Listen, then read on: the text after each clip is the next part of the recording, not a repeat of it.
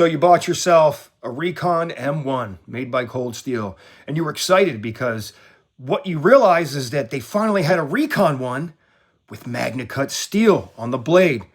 So like me, you spent way too much money knowing that it would be worth it because the Recon one is such an awesome knife, and to improve it with such an amazing steel would just be awesome. And then you got your Recon M1, made in Italy, by the way, and it was a piece of junk. The action was gritty and awful. Taking it apart to improve the action took an act of God. Putting it back together was even worse. And even then, even after smoothing and oiling and polishing and doing everything you could, the action still kind of sucked. Was it improved? Yeah, you can improve it, but there's nothing you can do to make it even close to the original Recon 1 action. Well, not anymore. I realized that if you take the old Recon 1 with the Aus 8 steel, which is what this handle is, and you pop the blade off from the useless Italian frame setup and put it in the old Aus 8 setup.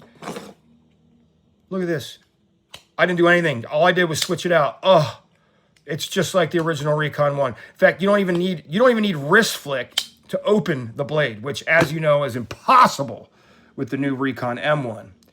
So yes, the only catch I could say is that the lock bar is a little bit sunken here, maybe not even a millimeter, which means the bottom part pops up, not even a millimeter, but whatever. I did try using the lock bar from the Italian Recon M1 setup, and it was too big. It didn't quite fit. You could, for sure, take this Recon M1 lock bar and you could shave it down and modify it and make it fit, but there you go, more work to make your Recon M1 nice and smooth when you can just pop it in this old frame and you're good to go.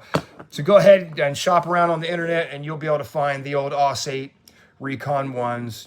A lot of times you can find them with a real beat up, ugly blade and get them pretty cheap. And you don't need the blade anyway. You're throwing it out or getting rid of it. Pop your Magna Cut blade in there and you're good to go. And you will finally be happy with your Recon M1.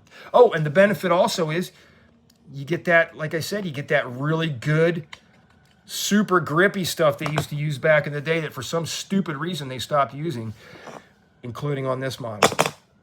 So go switch it out. You're welcome.